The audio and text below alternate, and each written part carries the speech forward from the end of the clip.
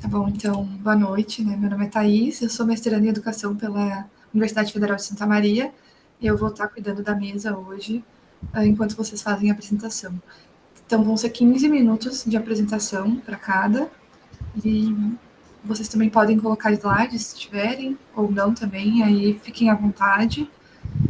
Tem mais gente para apresentar, a princípio tem mais um trabalho, mas como ainda não apareceram, até para a gente não se prolongar muito também esperando, vocês vão apresentando e aí, se eles aparecerem, eles também podem apresentar depois, tá bem? Então, acho que o primeiro trabalho é o do Jefferson, então fique à vontade. Ok, estão me ouvindo aí? Sim. Boa noite, boa noite. Um prazer enorme estar com vocês nessa noite. Eu estou com o computador e o celular, então, antes tem uns ruídos aqui que eu estava com o áudio ligado nos dois, mas acho que vai dar para a gente fazer a apresentação. O meu trabalho se intitula, então, a Educação para a Sensibilidade Solidária como resposta às patologias sociais e à intolerância intercultural. Thaís, você avisa quando estiver faltando ali, chegando o limite do tempo?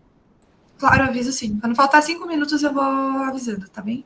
Tá. Como eu estou com o texto aberto aqui na frente, eu não tenho o slide, tá? Tá bem, Vou tranquilo. proceder com a leitura das partes mais importantes. Eu não sei se o texto está disponibilizado na página do evento, não sei ou se vai ser depois, Eu né? acho Mas, que enfim, né? depois. Acho que é depois, né? Nos anais. Mas, enfim, ele já foi enviado, né? Mas não preparei nenhum slide, mas é bem pontual, assim, vou fazer uma leitura bem pontual das partes que eu destaco, assim, mais importante. Então, já apresentando um pouco da estrutura do trabalho, né? Então, a gente vai proceder assim numa reconstrução da noção de patologia social a partir de Axel Honneth, tá? Um filósofo da terceira geração da Escola de Frankfurt, e depois a questão propriamente dita assim, da intolerância intercultural como uma patologia social.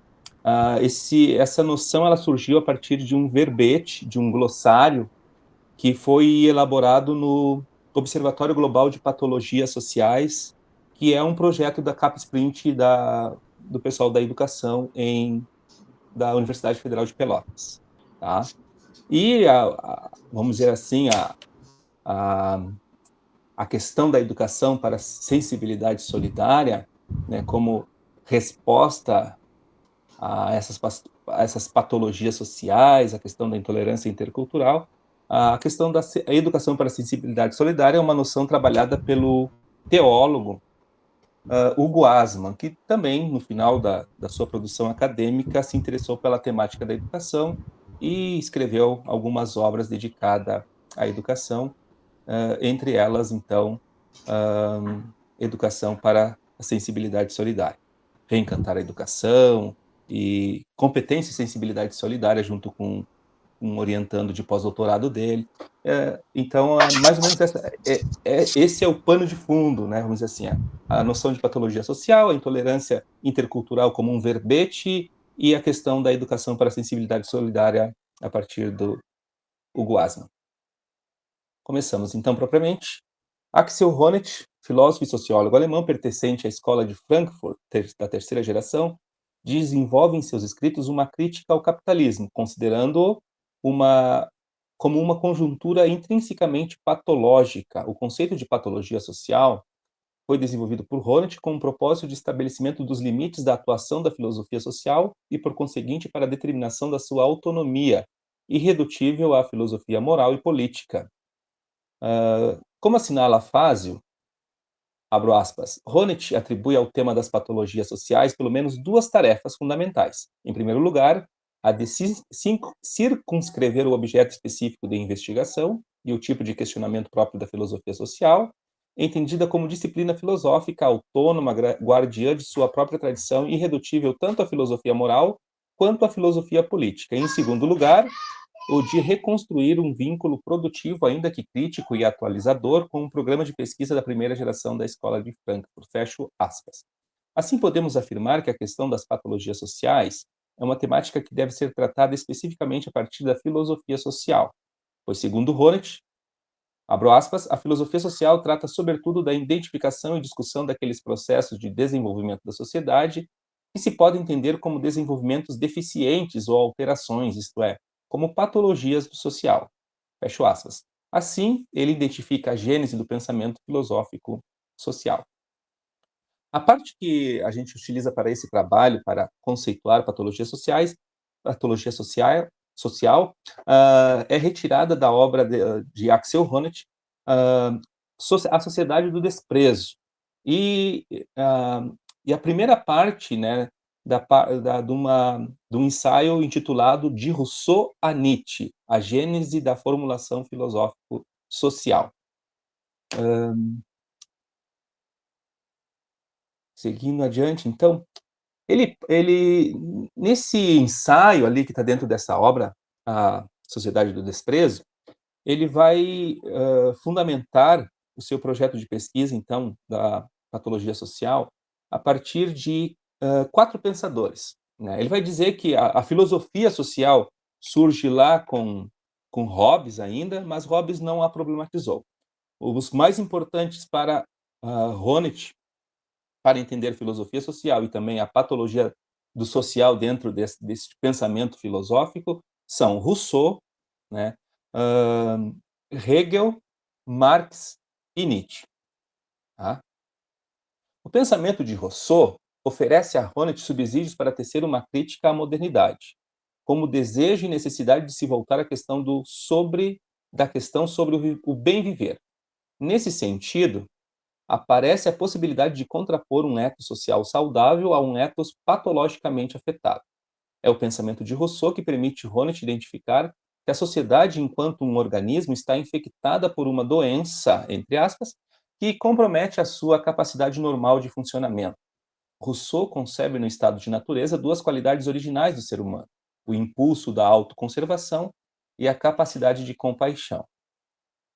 Depois de tratar um pouco do tema, né, dentro do pensamento de Rousseau, Honneth então apresenta a contribuição de Hegel, que, ao contrário de Rousseau, caracterizou como patologia social não a perda da liberdade individual, nem a decadência moral, mas o aumento desmesurado do particularismo individual e seu efeito destrutivo na vida social. Os fenômenos empíricos que chamam a atenção de Hegel são a individualização social, a apatia política e o empobrecimento econômico. Hegel divide com Rousseau a ideia de que, cito Honneth, os desenvolvimentos históricos deficientes pressupõem um perigo social porque limitam muito as condições do bem viver. Fecho aspas. Dando sequência, depois de Hegel, então, ele investiga um pouco essa temática dentro dos escritos de Marx. E assim como Rousseau e Hegel, para Honneth, Marx se preocupou com os desenvolvimentos sociais que se apresentavam como obstáculos à autorrealização humana. Para ele, somente através do processo de um trabalho autodeterminado é que o ser humano pode alcançar a autorrealização. Entretanto, o modo capitalista de produção suplanta essa possibilidade, pois o trabalho assalariado tira das pessoas qualquer possibilidade de controlar suas atividades. Nesse sentido, cito Honneth, o capitalismo apresenta uma forma de vida social que conduz o ser humano a uma contradição com seu próprio ser e lhe priva desta maneira de toda a perspectiva de um bem viver. Fim de citação. O capitalismo pode ser considerado um desenvolvimento social deficiente, pois impossibilita aos seres humanos uma vida satisfatória. Nesse sentido, Marx entende o capitalismo como uma patologia e não apenas como uma injustiça das relações sociais. O último pensador que Honneth tece considerações nessa primeira parte do ensaio é Nietzsche, que, diferentemente de Hegel e Marx, Nietzsche não se interessou pelos fenômenos sociais de seu tempo. Entretanto, a sua obra se caracteriza como um atestado de que a vida social de sua época estava profundamente conturbada. O diagnóstico de Nietzsche se concentra no niilismo, a que estão submetidos os valores do mundo moderno, e que é, cito Honneth, a expressão sintomática de uma patologia cultural. Fim de citação. A questão da perda da liberdade individual e a decadência da moral em Rousseau, a dissociação, cisão histórica a questão da individualização em Hegel, a alienação, a reificação, a coisificação em Marx e o niilismo em Nietzsche são trabalhados de modo, então, a apresentar aspectos que prejudicam a autorrealização humana. No entendimento de Honneth, essas manifestações acabam dificultando a sanidade social ou aquilo que se pode chamar de normalidade. Vamos para a segunda parte do trabalho, então, a questão do verbete intolerância intercultural como patologia social. Como tinha mencionado antes, a intolerância intercultural é um verbete desenvolvido pelo professor Maurício Langon no glossário de Patologias Sociais, que se deu esse projeto dentro do Observatório Global de Patologias Sociais, que é um projeto ligado ao CAPS-Print da UFPEL. Langon Jefferson, começa a definir... só para avisar que falta 5 minutos. 5 minutos. Perfeito, obrigado. Langon começa definindo a intolerância intercultural como a incapacidade de indivíduos ou grupos humanos de suportar conviver com outros modos de seres humanos, outras culturas em plano de igualdade em tempo e espaço que estão presentes. Nesse sentido, é preciso frisar que esse tipo de patologia social, creio que, igual a tantas outras, não se deve a uma debilidade física do sujeito que a desenvolve, se assim fosse ele não teria responsabilidade, mas é decorrente de uma tendência comportamental de não aceitar o diferente, ou melhor, de não reconhecer outras culturas além da sua própria como válidas. Estamos inseridos numa sociedade que manifesta uma pluralidade cultural. As manifestações culturais dentro das sociedades contemporâneas são variadas, amplas e complexas. Uma sociedade que preze pela igualdade deve considerar, incentivar e valorizar a diversidade como forma de promoção da dignidade humana. Entretanto, numa sociedade patologicamente afetada pela intolerância, há uma exclusão de grupos, pessoas que não se enquadram nos padrões de normalidade previamente estabelecidos. A intolerância intercultural se manifesta nas relações entre sujeitos que partilham entre si o mesmo tempo e espaço. Nesse sentido, é mais complicado ainda defender um modo de vida ou uma visão de mundo como superior ou inferior a outro. Para Langon, cita, a intolerância intercultural é uma maneira patológica de encontrar-se com outros, com choque, com repulsa e como ataque. Resumindo a parte do verbete da intolerância cultural, Langon vai dizer que cabe à educação, né, a educação formal, né, esse papel assim de fazer o enfrentamento, né, a partir da educação que nós podemos pensar formas de superação dessa patologia da intolerância cultural. A educação, ela tem o poder de transformar uma sociedade para melhor, né? E aí cabe a gente discutir no âmbito das escolas, né, da educação formal, como traçar estratégias assim para enfrentar essa questão patológica. Concluindo, a educação para a sensibilidade solidária, né, uma concepção de educação proposta por Hugo Asman, filósofo, teólogo, sociólogo brasileiro, de um outro ponto de partida, né, do ponto teológico, muitas vezes, é que ele tece essa caracterização. Para Asman, o capitalismo é culpado da existência de pessoas empobrecidas, pessoas excluídas, da massa sobrante da gente descartável numa sociedade. Então, os escritos de Asman, assim, a gente poderia fazer resumidamente assim, uma relação muito grande com a própria filosofia do Honneth e também com aquilo que o professor Maurício Langon propõe. Asman, ele se pergunta, o ser humano é mais propenso a viver o egoísmo ou a solidariedade? Ele afirma que não somos naturalmente solidários, não. Ou melhor, não existe humanidade já solidária, cito Asman. Não existe humanidade já solidária ou rapidamente conscientizável para metas solidárias coerentes. Fim de citação. Além disso, com a erosão de valores tradicionais, de coesão social totalmente suficientes para o contexto de sociedade amplas e complexas e para os desafios atuais da escala planetária, vivemos uma espécie de vácuo de valores solidários. Então, a gente está vivendo um momento assim onde a solidariedade não está encontrando espaço, né? E a gente pôde perceber isso na pandemia, né? Situação de pandemia, quando foi decretada uma pandemia, as pessoas se preocuparam muito consigo próprias, né? Consigo mesmo, né? Individualmente, egoisticamente e sem pensar nos outros, né? Pensar a efetivação da solidariedade é pensar uma nova sociedade, onde as vivências possam ser assumidas como normais ou saudáveis. Desculpa, é as crianças. Não sei se vocês estão ouvindo aí. Eu estou com fone, talvez não apareça, tá? Efetivar a solidariedade é pensar uma nova forma de sociedade, onde as vivências possam ser assumidas como normais ou saudáveis, de forma que os indivíduos possam ter uma vida mais plena, melhor, bem-sucedida e realizada. A educação tem um papel privilegiado nesse processo. Conforme Asman e Sung, é preciso que a educação faça frente a essa lógica da exclusão e promova espaço para a inclusão, possibilite o despertar da sensibilidade solidária diante da insensibilidade e do egoísmo social, que pode, né, cada vez mais afetar e contribuir com as patologias sociais. Fim de trabalho. Parabéns, obrigada pela sua apresentação. Realmente um trabalho bem interessante, parabéns. Bom, Cleusa, você pode se apresentar também agora, fica à vontade.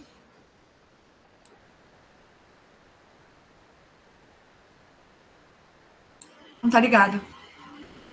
Comentários no final? Olha, como só tá nós aqui, se quiser falar agora, pode ficar à vontade. Tá, o que eu observei, achei também muito interessante o trabalho do Jefferson. Ele trabalha só com o Rony, e a partir do Rony, aqueles outros 4 autores, ou tu trabalha com os 4 autores?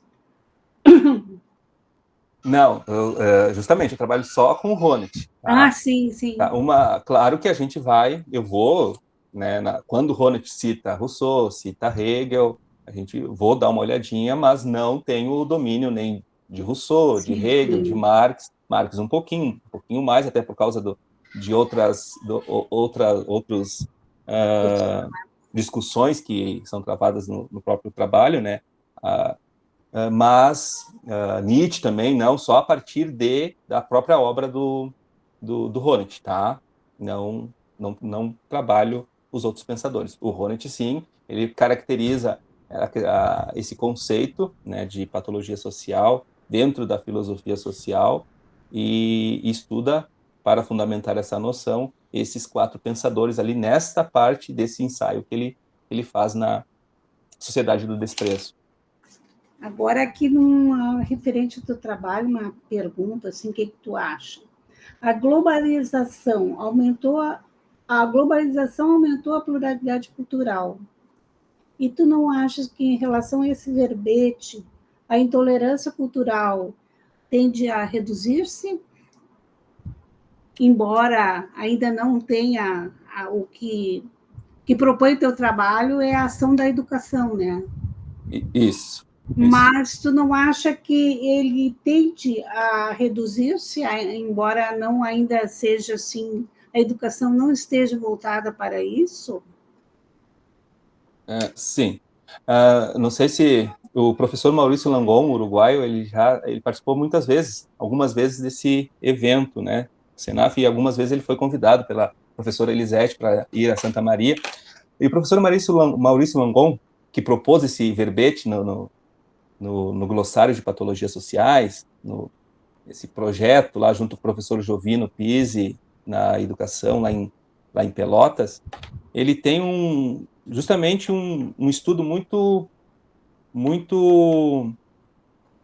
característico, vamos dizer assim, com o Rodolfo Kusch, né, que trabalha essa questão também da geocultura, né? E na questão da globalização, a gente tem que ter muito cuidado, né? Às vezes a gente vê umas críticas, né? Mas a gente não pode generalizar, né? Porque há sim os aspectos positivos e há, claro, as deficiências que surgem a partir vamos dizer assim, da complexidade que é viver numa sociedade mais ampla, né?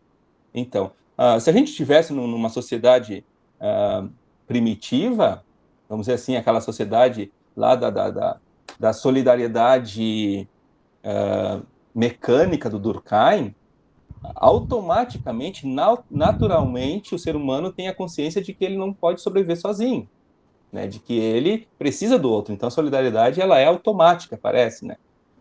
Mas a sociedade moderna, e cada vez mais pelos meios e pelas técnicas, né, aberta, ampla, complexa, né, ela dificulta, ela facilita vamos dizer assim, a atomização, a individualização, que pode descambar num egoísmo, num egocentrismo, num individualismo, mas também ela nos traz o desafio e de abertura ao outro também, né? Uma sociedade uma sociedade pequena, sem contato com outras sociedades, talvez ali ela se daria, as relações seriam tranquilas, mas, né, ela perderia muita coisa, porque a troca com outra, a troca cultural, a construção cultural que se dá quando se trava relações com outros, ela é enorme, só que ela tem que ser feita. Aí o que o Honneth vai dizer? A solidariedade e a questão, vamos dizer assim, um enfrentamento às patologias sociais deve ser vistas a partir de uma normalização, né? Vamos ter que estabelecer juridicamente limites para a ação humana, e é isso que os modernos fazem, né? Tentar organizar de uma maneira de que o ser humano tenha limites de ação, para que não prejudique, para que não fira a dignidade dos outros seres humanos também. E há uma discussão longa sobre isso, né? Mas eu acho que o professor Maurício Langon, ele defende, ele vê isso como uma patologia social, a intolerância cultural, mas ele acredita que através da educação, né, e de uma procura por um entendimento da riqueza que é o encontrar-se com o outro, confrontar o outro, né, a riqueza que isso preserva, né? Então, agora a gente vai ter que discutir como seres humanos, e aí aparece, né, a gente poderia até trazer Habermas para a discussão, né, vamos dizer assim, a dialogicidade, a ação comunicativa, como é que a gente vai ter que montar aí uma comunidade de dialógica, e vamos ver como é que a gente vai resolver os nossos conflitos, os nossos problemas, claro, mas não vejo como algo ruim a globalização. Tem aspectos do modo como ela é tratada, né, do modo né, quando ela é essa ampliação, vamos dizer assim, essa ampliação global, ela é feita a partir dos interesses do mercado, do capitalismo. Eles não estão interessados no humano, no aspecto humano, no aspecto da dignidade dos direitos humanos, né? Mas nós temos que sempre preservar essa questão também. Vamos ampliar as nossas relações, vamos ampliar o nosso contato com outras culturas, mas vamos preservar também o reconhecimento, não ver tudo a partir do nosso ponto de vista, mas também ver o que a gente pode aprender com esse contato com outras culturas também. Não sei se divaguei, veio tanta coisa na cabeça com a tua pergunta. Mas bem legal, a gente tem uma amplitude, né, como é que se diz, de pensamentos, né, que abrange vários autores, então tu começa a falar e é difícil às vezes, vai estabelecendo conexões, difícil de parar. Bom, mas o meu trabalho, ele tem alguma coisa em comum com o teu, que é essa parte do humano, né, e é justamente, eu acho que por isso não é uma coisa por acaso, porque a gente está fazendo um seminário de filosofia e educação, né, e o nosso trabalho é em torno da educação, nosso, né, pelo que eu vi. Então, eu vou fazer, assim, a leitura do resumo do meu trabalho. Eu não tenho vários autores, só o meu estudo, ele se detém somente num autor, que é Levinas. Então, eu vou fazer a leitura do resumo, e a partir do resumo a gente vê algumas considerações que eu fiz durante o texto, tá? Ao longo do texto. Então, esse artigo que eu apresento, o nome é Alteridade e Subjetividade na Educação Especial, por uma compreensão humana da diferença. O meu artigo, ele provém de uma pesquisa teórica fundamentada na alteridade e na subjetividade em Levinas, que foi um filósofo do século XX. Ele viveu praticamente todo o século XX, ele é de 1906, faleceu em 1995, e ele se distingue por conceber uma filosofia na primazia do outro, e não no ser em uma desconstrução ontológica da metafísica da modernidade. Então, ele desconstrói, né, a ontologia, que era baseada no ser, e desloca para o outro.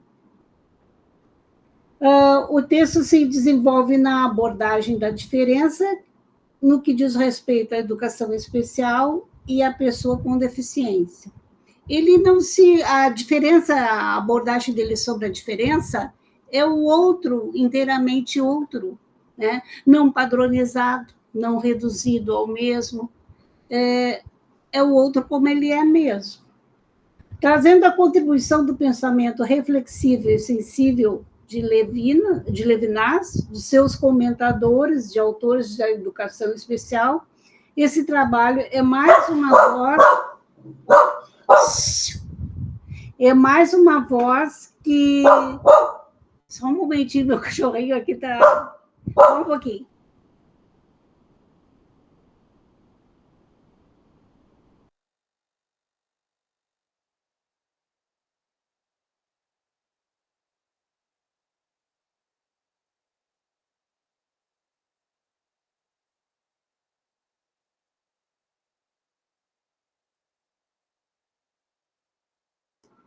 Desculpe a interrupção, mas tive que dar uma ajeitadinha ali nela.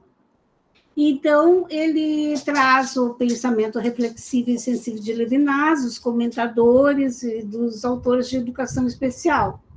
Esse trabalho é mais uma voz que se posiciona no sentido de promover a compreensão humana da diferença, na concepção de que, na precariedade da sua condição humana, o outro nos interpela pelo seu rosto, exigindo e, ao mesmo tempo, suplicando a nossa responsabilidade para com ele. Então, o Levinas, ele tem uma linguagem própria, eu não sei se vocês conhecem ele, esse autor. Ele tem uma linguagem própria em que o outro ele tem um sentido muito transcendente, ele tem uma ideia mais ampla do que o que normalmente a gente entende para o outro, e esse outro apresenta um rosto que não tem a face humana, que é um rosto que fala, mas que é uma revelação, não se pode dizer exatamente como ele é, mas ele fala e ele tem uma voz que nos interpela sempre pela nossa responsabilidade para com ele. Bom, aí, o que mais aqui? Assim, na busca de desfazer mitos e antigos conceitos que persistem na contemporaneidade, não obstante a legislação que a protege, quer dizer, a educação especial, né? A educação especial, como um ramo integrante da educação inclusiva, apresenta a necessidade de ser desenvolvida uma política pública permanente. Aí eu defendo, então, o desenvolvimento da educação especial como uma política pública permanente. Dessa forma, sob a racionalidade sensível, o acolhimento, a proximidade, o encontro ético, nos permite um olhar atento, permanente e justo sobre a educação especial, abrindo possibilidades e novas perspectivas para a vida das pessoas com deficiência. Então, aqui no meu texto, vou citar alguma coisa que eu coloquei. Uma coisa que a subjetividade em Levinas, ela é diferenciada dessa que a gente costuma ter na psicologia e na psicanálise, porque ela é considerada a partir do outro, ela se constrói a partir do outro, não é a partir de nós.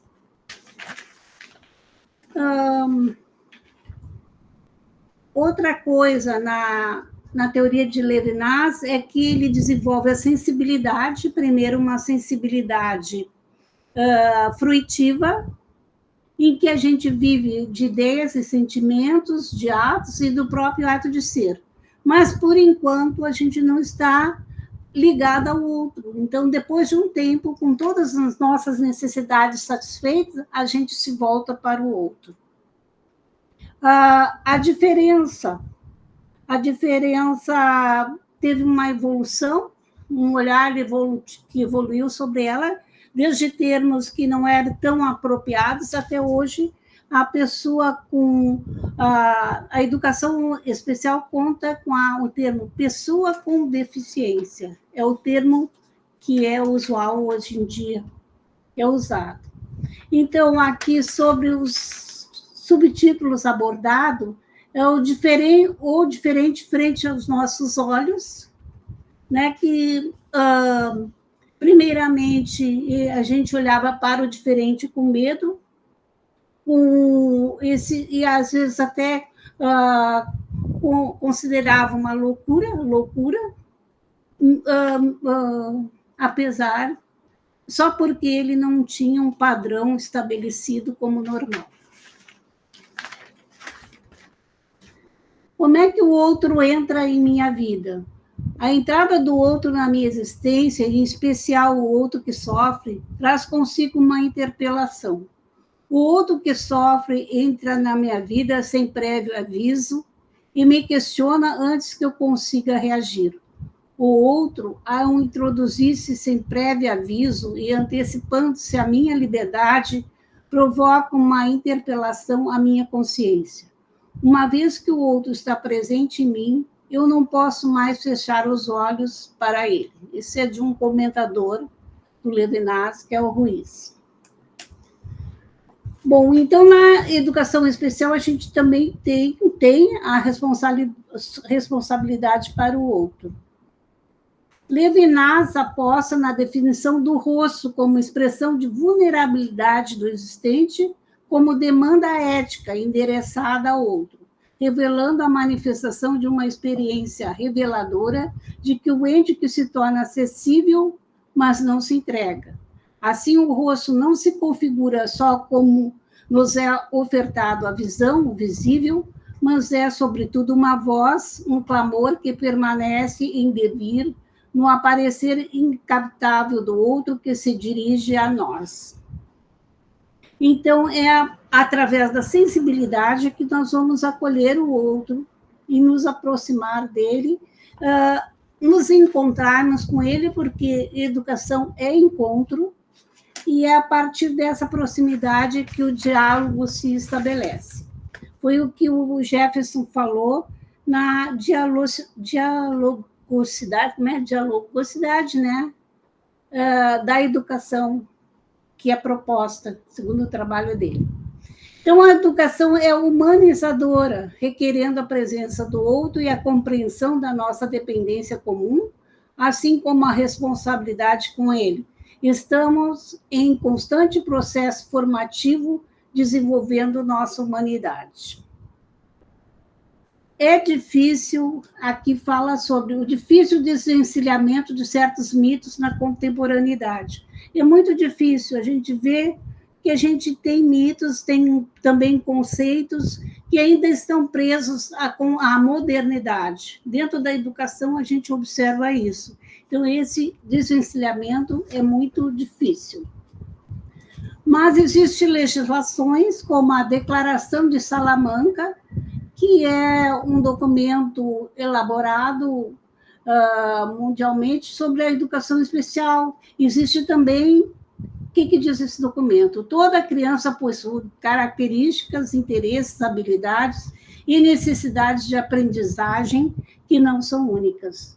Nós também temos legislação aqui no Brasil a respeito disso, embora elas não sejam tão efetivas por diferentes motivos, mas a gente deve lutar por isso, e é em vista disso também que esse artigo foi feito por uma compreensão humana da diferença. Bom, Carbonara, que é outro dos comentadores de Levinas, acrescenta: a educação é um espaço privilegiado de construção do humano, de possibilidade para assumir a ética como fundamento de todo agir.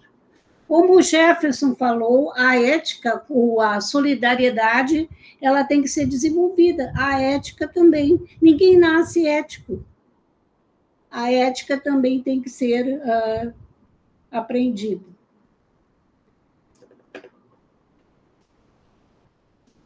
Uma coisa importante que também Levinas traz no seu trabalho, que ele considera o corpo e a corporeidade, ele não deixa esses elementos de fora da teoria dele.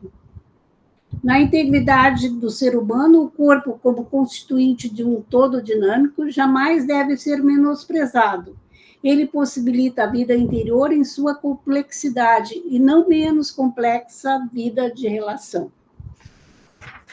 Nas considerações finais, já por fim, então eu cito Platt, que é um autor, uma autora que escreve sobre a diferença. Hoje sabemos que a diferença potencializa as possibilidades humanas. O caráter e alarga a compreensão sobre o caráter multifacetado da deficiência enquanto experiência social. Nós temos muito esse caráter multifacetado da deficiência, nós tivemos muitas demonstrações durante as Paralimpíadas, né? Dessa forma, a educação especial representa um contínuo apelo no sentido da compreensão humana da diferença, exigindo um olhar mais atento, permanente e justo sobre ela. Com um cunho notadamente ético, essa compreensão garante diferentes possibilidades e adiciona novas perspectivas para a vida da pessoa com deficiência. Então, é esse o trabalho, não é assim tão... É um trabalho simples, mas que foi elaborado no sentido da compreensão humana da diferença. Muito obrigada, Carla. Bom, eu acho que agora é contigo, Bruno. Você vai fazer a apresentação. Não sei. Sim, deixa eu só ligar. Tá bem. Me escutam bem? Sim. Bem, tenho tempo? Ou... 15 minutos. Só um momentinho, Bruno. Eu ultrapassei, Thaís? Não. Deu certo. Tá bom, obrigada. Tá, só para eu me policiar. Meu nome é Bruno Salvador, eu sou aluno de graduação, licenciatura em Biologia da UFPEL. Sou orientando da professora Letícia Maria Passos Correia, da Faculdade de Educação. E o meu trabalho, que eu já apresentei anteriormente em formato de banner, em outro evento, ele é intitulado Cidadania, Democracia e Formação Humana, os desafios políticos e ideológicos vivenciados no Brasil.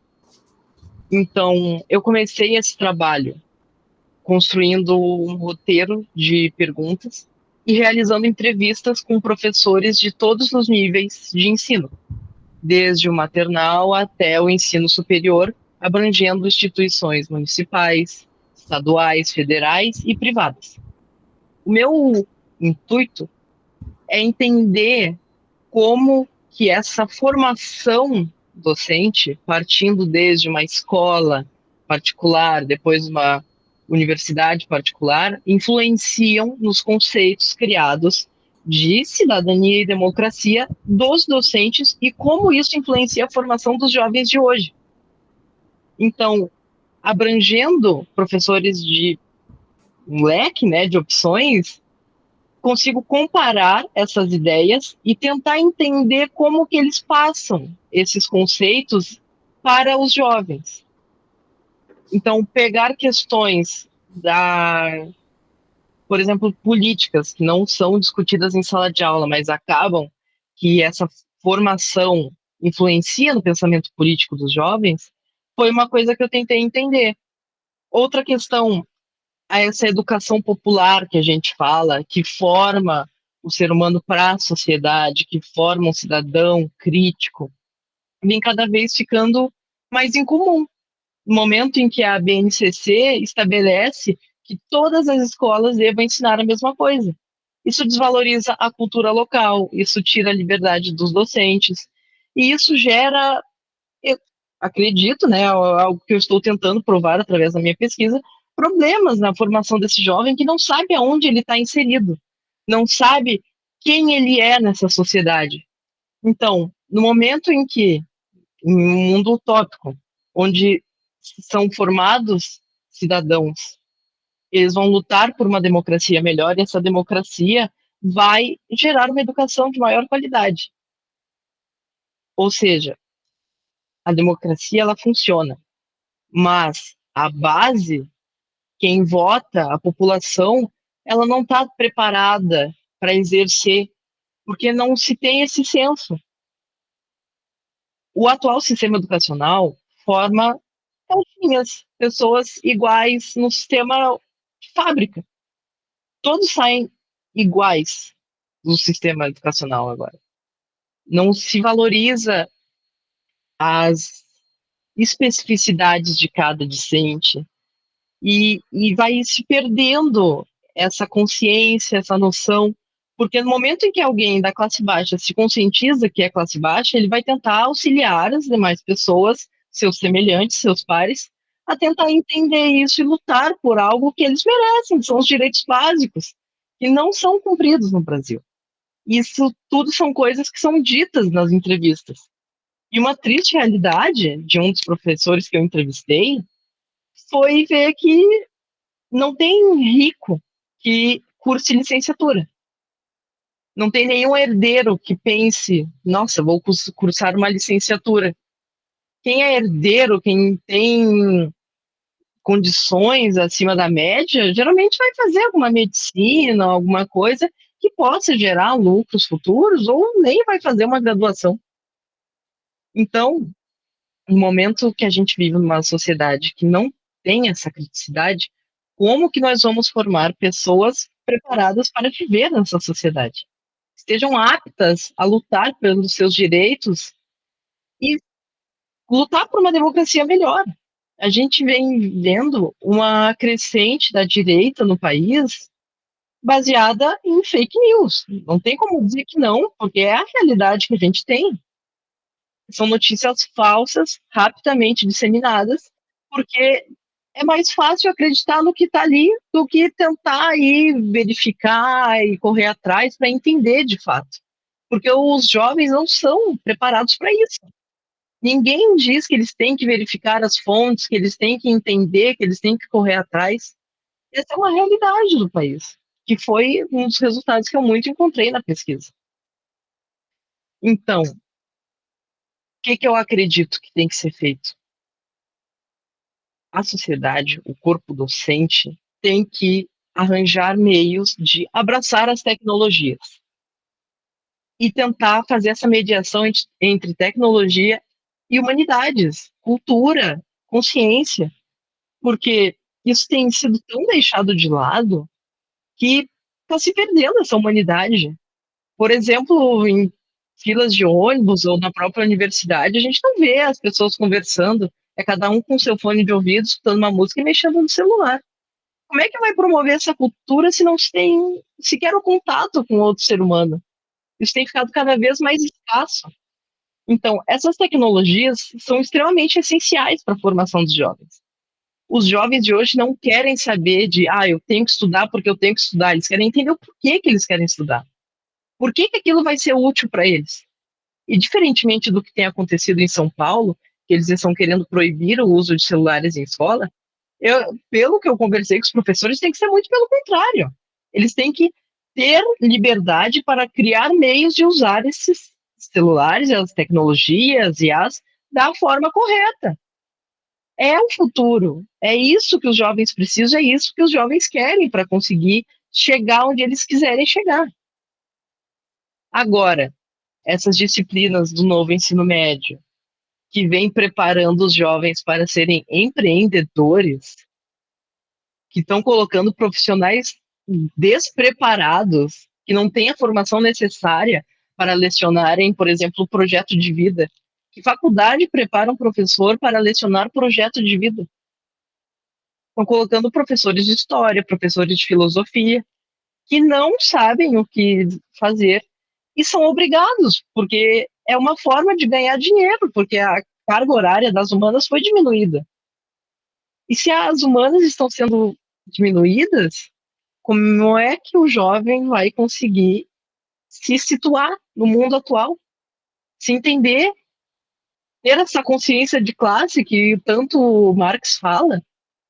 Então, acredito que talvez o esperançar de Paulo Freire seja algo muito importante para os próximos passos da nossa sociedade. Não tem como saber qual é a resposta para uma educação melhor, para uma educação de qualidade, porque a gente está sempre em movimento, estamos sempre em mudança.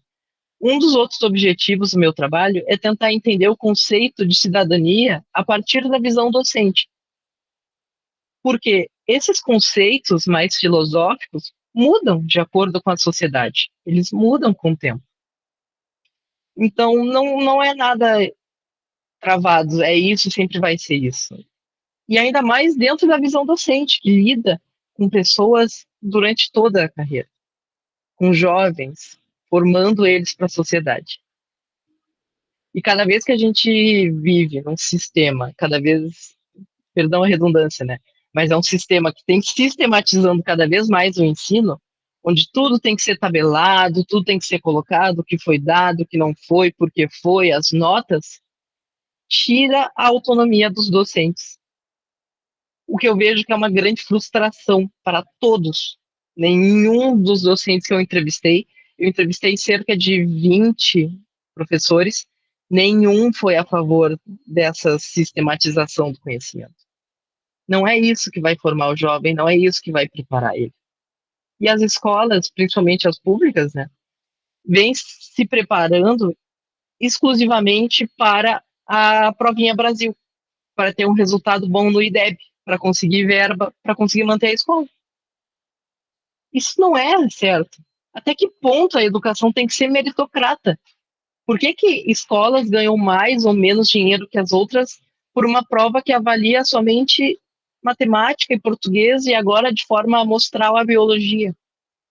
Se nós vivemos em uma sociedade que tanto gosta de história, tanto gosta de filosofia, os jovens têm como disciplina favorita também as humanas, mas acabam optando por disciplinas de exatas, porque é isso que dá futuro hoje em dia. Ninguém está dando muita bola para as humanas estão embaixo, de certa forma, porque elas vêm sendo excluídas do currículo. Não é importante que o jovem saiba questões humanas, porque isso não é interessante para quem está no poder, para quem bota o dinheiro. O que eles mais querem é que esse jovem seja alienado e caia no mundo do empreendedorismo e na roda capitalista. Então, essa educação capitalista é o que vem sistematizando, é o que vem atrapalhando essa conscientização e formação cultural dos jovens. Bom, essa é uma esse é um projeto. Opa, só um momento. Esse é um projeto que eu venho desenvolvendo há mais ou menos um ano. Eu comecei por volta de dezembro do ano passado. Ainda pretendo coletar mais entrevistas. E o meu objetivo final é construir, de fato, o conceito de cidadania a partir da visão docente e colocando essas críticas, essas comparações entre eles, entre os docentes, né, que eu digo, para tentar entender a formação deles e como isso influencia na formação dos jovens. Bom, acho que no geral é isso. Não, ainda tem alguns minutinhos, mas acho que é isso. Qualquer dúvidas, questões que quiserem colocar, eu estou à disposição. Obrigada, Bruno. Foi muito bom. Agradeço. Baita trabalho mesmo, viu? Parabéns. Obrigado. Não sei se alguém tem alguma pergunta ou quer fazer algum comentário. Gostaria de perguntar sobre a fundamentação teórica e a metodologia que ele está usando. Bom, como principal fundamentação teórica, eu tenho utilizado bastante do Antônio Joaquim Severino como entendimento do que é essa cidadania e a questão da educação. Também busquei conceitos através de Jean-Jacques Rousseau. Bebi um pouco de Marx para a questão da consciência de classes ali, esse entendimento como ser social. E também trabalhei com... Ai, agora me fugiu o nome.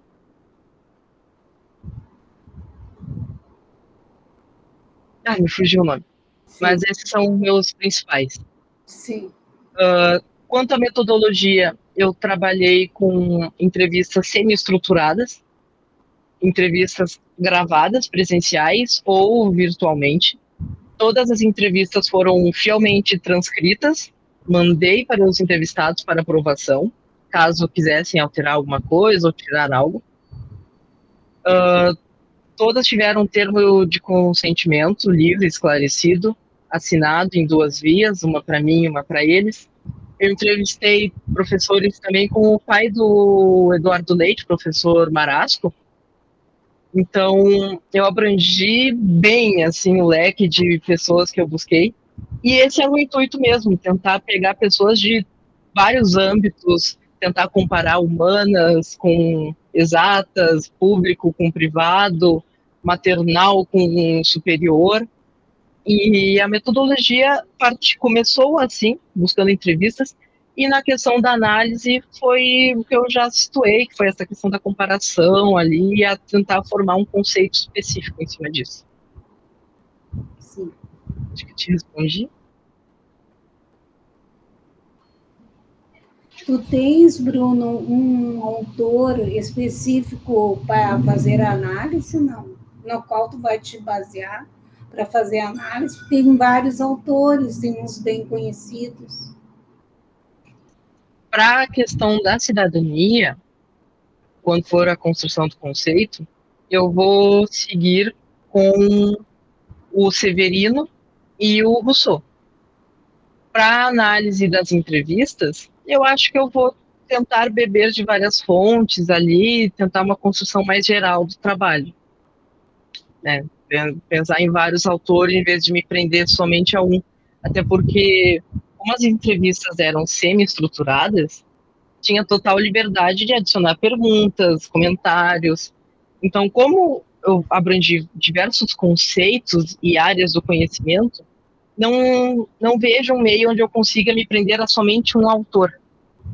Então, Rousseau, Severino, Kant, Paulo Freire, acho que são os autores que eu mais me baseei e continuarei tendo como base para as análises das entrevistas.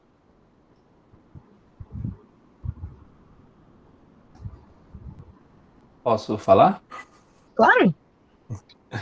É uma pena que eu não consegui ouvir a fala toda da Cleusa, né, que eu estava gostando muito. Não sei o que aconteceu, travou o computador e descarregou, não vi que estava descarregando o celular. Aí depois eu consegui voltar, ainda bem. Mas o que eu ouvi da fala dela, assim, não tenho nenhuma questão, mas tem algumas coisas que ressoaram em mim, assim, né? Por exemplo, assim, eu fiquei pensando, o que o outro me interpela, né? O que, na prática docente, né, quando eu estou diante de determinadas situações, eu vou lá cumprir apenas aquilo, e aí também acho que a fala do Bruno ali, né, diante da BNCC, dessa carga que a gente tem, né, que cumprir, e as escolas, eu trabalho só em escola privada, e a escola privada, não sei se vocês trabalham, se vocês já trabalharam, vocês têm toda um aparato extra classe, assim, que a gente tem que cumprir também, todo esse peso. E o que sobra, assim, para a gente responder essa questão do que o outro me interpela como educador, né? E esse outro na sua necessidade também, e como eu posso me doar e responder essa ânsia também de conhecimento que o outro tem. Uma coisa também que me chamou a atenção quando ela trata também, que ela abordou que Levinas trata a questão do corpo, né? Nós não vamos só com conteúdos, né? O corpo, a corporalidade, somos educadores na totalidade, né? Do nosso ser. No corredor, nós somos educadores também, no corredor das nossas escolas, né? E quando ela fala ali, né, que ela perguntou, né, vocês conhecem Levinas? Eu conheço o Levinas de ser mencionado, assim, muito superficialmente numa disciplina de filosofia contemporânea 2, lá na graduação, assim, mas não tenho conhecimento nenhum, né? Mas parece interessante, assim, e eu sei que eu sempre gosto de uma coisa, assim, de complementar um com o outro, né? Daquilo que eu vi lá e que eu lembro até hoje. O professor que trabalhou Filosofia Contemporânea 2, quando tratou de Levinas, ele tratou também do Ricoeur, e aí ele dizia, né, a redução do outro ao mesmo de Levinas, e depois o si mesmo como um outro do Ricoeur, como uma resposta mas eu também sou um outro para alguém, né? Então, mesmo quando o outro é outro para mim, mas eu também estou sendo outro para alguém. Então, a gente está... E as nossas relações se dão nessa conjuntura, nessa complexidade toda, né? E um outro autor que me vem também, eu não sei se a Cleusa conhece, né, que é o Dussel, da Filosofia da Libertação. Sim. Ele se baseia muito em Levinas ali, e ele diz, a crítica que ele faz é assim, bom, o outro para Levinas é o outro totalitário, né, que é o outro europeu. Mas quem são os meus outros? E aí toda a realidade latino-americana que se abre aqui, né, os povos originários que já estavam aí foram submetidos a todo o massacre e ainda hoje são massacrados, né, aos negros que foram forçados a vir para esse continente, né? Então tem toda essa conjuntura de realidades e aí quando a gente trata da intolerância cultural também, tudo isso me vem, acho que os trabalhos, assim, de uma certa forma, foram muito pertinentes, assim, e trouxeram para mim, assim, bastante provocações, tanto da Cleusa quanto do Bruno, assim, e trouxeram contribuições para o meu próprio trabalho também. Era essa a minha contribuição. Eles têm uma coisa em comum, que é o humano, né? Os 3 trabalhos falam sobre a necessidade do humano, o humano que está esquecido agora. O Bruno falou, tu também falaste em solidariedade. O meu assunto é essencialmente a formação humana. Então, eu acho que isso aí que nos aproximou. Bom, gostei muito de ouvir o trabalho de vocês, parabenizo, né? Que continuem na pesquisa, porque eu acho que é muito importante, né? O que vocês fazem, as pesquisas têm uma importância muito grande também na prática, né? Eu acho que é importante sempre buscar também pensar no que a gente pode fazer enquanto estudantes, né, de pós-graduação, de graduação. Então, assim, eu agradeço. Se alguém quiser falar mais alguma coisa. Não sei se alguém quer falar mais alguma coisa. Acho que para fechar, assim, eu acho que essa educação humana, esse olho no olho que o professor tem, esse saber mediar e lidar com a especificidade de cada um. Então, acho que somente através da educação nós podemos mudar o rumo da sociedade. Não somente através da educação, mas a sociedade não vai mudar sem a educação. E acho que é nesse momento que entra o Lucchesi, trazendo essa questão do direcionamento da sociedade. Então, por isso que é importante que tenhamos professores valorizados, com bem-estar, com saúde mental e física, e que consigam trazer isso para a sala de aula, para que a gente volte a ser humanos, que voltemos a formar humanos que saibam o que são, o que querem ser, enfim. E um salário digno também. Claro. A gente sabe que não é só de amor que a gente vive, né? Pois é. Bom, muito obrigada novamente a vocês. Espero que tenham uma boa noite. E eu acho que é isso. Todos assinaram a lista? Sim? Sim. Tá, é que senão depois vocês não recebem o certificado. Então,